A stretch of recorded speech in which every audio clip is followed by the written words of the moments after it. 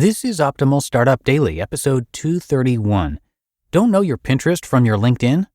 8 Steps Toward Making Social Media Profitable by Chris Kilborn with eofire.com.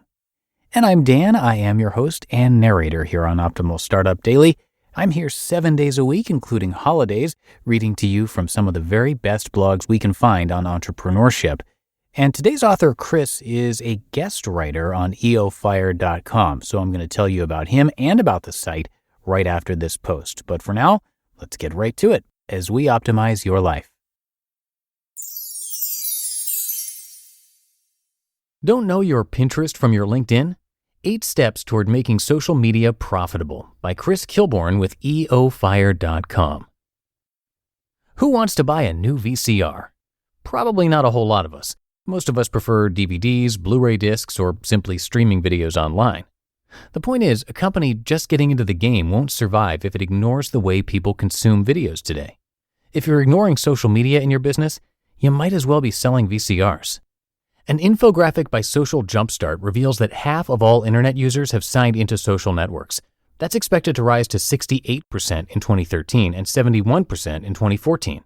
But with audiences split among multiple social channels, Twitter, Facebook, Instagram, Vine, Pinterest, Google+, LinkedIn, and more, how do you select the right ones? Here are 8 steps that will guide you to the right audience. 1. Set goals. Before choosing a channel, set goals that prioritize your business needs. Social media is only as effective as your overall marketing strategy. As with all things in business, you want to make sure that your invested time and effort generate an ROI. Before making any resource investment, know very specifically what you want to achieve. Examples include boosting web traffic by 20%, increasing leads by 10% each month, or rising several spots in the search rankings. Set specific, measurable goals and work backwards to establish what it will take to get there. Pinpoint which social media channels best accomplish these goals. If you're not sure where to start, look to your existing analytics. You may notice, for instance, that a sizable proportion of your highest engaged web traffic is coming from Pinterest. If you're not active on Pinterest, it may be time to develop a Pinterest strategy. Look for organic patterns in existing web traffic. 2. Identify your audience. You probably already have avatars or personas that you are using in your marketing. Are these the same for your likely social media audience? If you don't have a mental picture of who you are talking to, you won't be able to tailor messages the right way, so it's something you need to work on early in the planning stage. When deciding which marketing channels to use, take a look at what platforms your customers are already using. For instance, if you're trying to reach a visually driven female audience, Pinterest might be the best fit. If you're looking to connect with older adults in their 40s and 50s, Facebook will be a robust option. If you're trying to reach journalists, you'll definitely need to be on Twitter. Also, pay attention to your marketing segment. B2B marketers, for instance, will find better luck on Facebook, YouTube, LinkedIn, and Twitter than they will necessarily on Pinterest or Instagram. Consumer segments are particularly strong on YouTube, Facebook, Twitter, and Instagram. If you're not sure where to start in terms of finding your audience, just ask them. Talk to your existing customers about where they're most engaged and where they want to find the information that they need from your brand.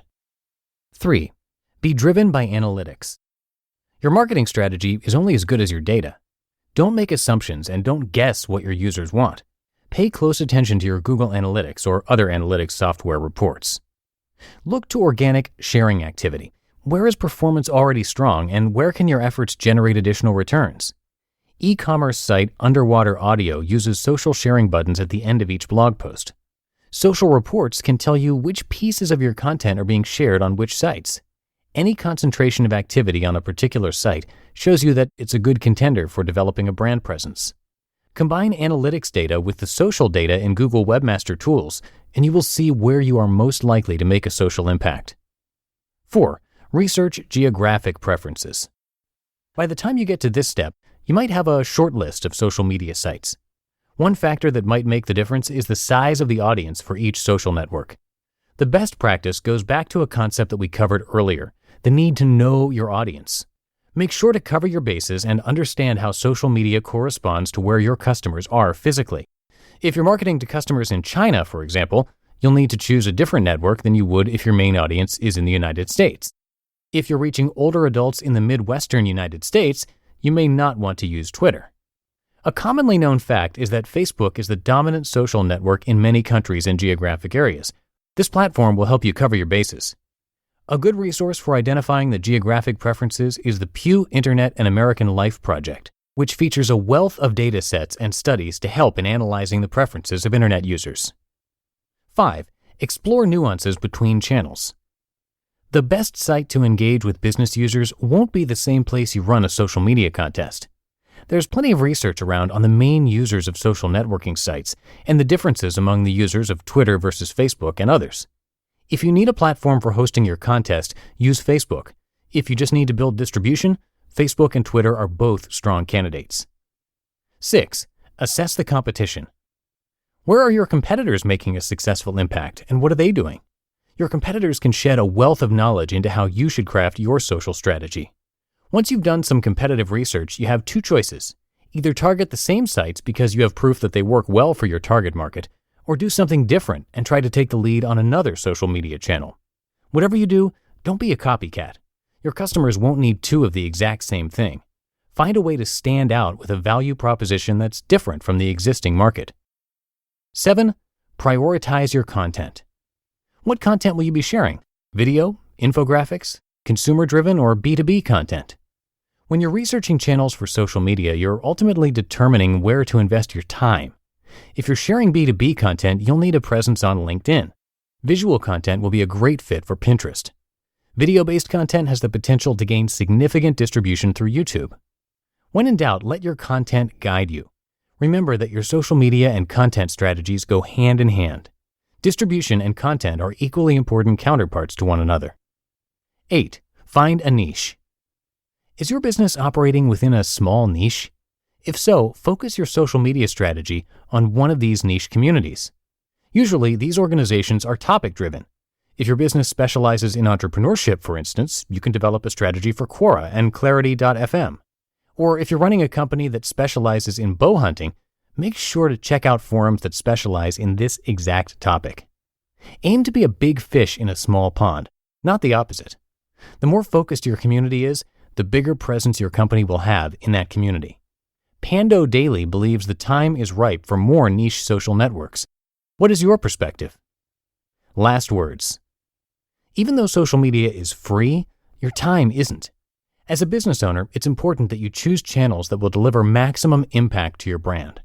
Be warned, this is not a set-it-and-forget-it exercise. Social media is an ever-changing landscape, and you will need to adapt as your business and customers evolve. Ideally, you should repeat this assessment at regular intervals to stay on track with your social media strategy. Make sure to monitor results and overall social media patterns consistently.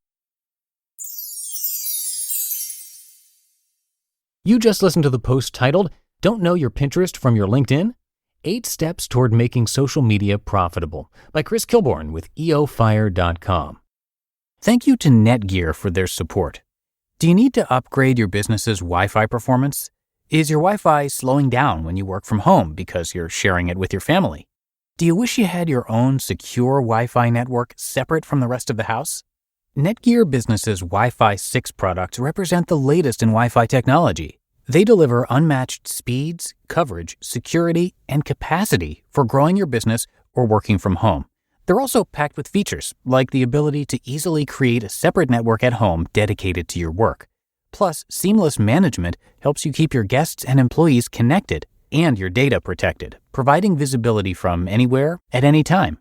The world runs on Wi-Fi, and small businesses and home offices are no exception.